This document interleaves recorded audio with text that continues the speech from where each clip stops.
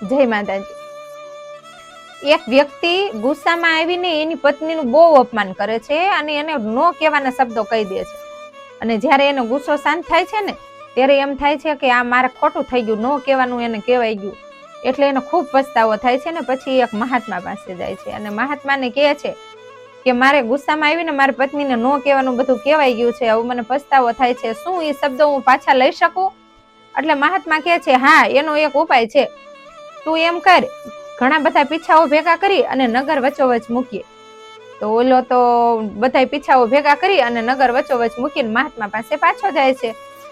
એટલે મહાત્માને કહે છે કે મહાત્માજી, હવે તો હું મારા શબ્દો પાછા લઈ શકું ને? એટલે મહાત્મા કહે છે હા, એક કામ કર, તું એ પીછાઓ પાછા લઈ આવ. ઓલો તો દોડતો જાય છે, જ્યાં પીછાઓ મૂક્યા હોય ને ત્યાં જઈને જોવે છે તો એકય પીછું ત્યાં નતું અને આજુબાજુમાં નજર કરે ને તો બધે વિખરાઈ ગયેલા, ઉડી ગયેલા હતા. એટલે એનાથી તો એ પીછા ભેગા કરવા શક્ય જ નહોતા. એટલે એ ઉદાસ થઈને પાછો મહાત્મા પાસે આવે છે. એટલે મહાત્માને એ કહે છે કે એ પીછા તો આજુબાજુમાં બધા ઉડી ગયા છે, એ ભેગા થાય એમ જ નથી. એટલે મહાત્મા એને સમજાવે છે કે આપણા મોઢામાંથી નીકળી ગયેલા શબ્દો આપણે ક્યારેય પાછા નથી લઈ શકતા. શબ્દો જ્યાં સુધી આપણી અંદર હોય ને ત્યાં સુધી એ આપણા ગુલામ છે, પરંતુ જ્યારે એ બહાર નીકળી જાય ને ત્યારે આપણે એના ગુલામ થઈ જઈએ છીએ. એટલે જ કોઈકે કહ્યું છે કે મોઢામાંથી નીકળી ગયેલા શબ્દો, તૂટી ગયેલો ભરોસો અને વીતી ગયેલો સમય ક્યારેય પાછો નથી આવતો.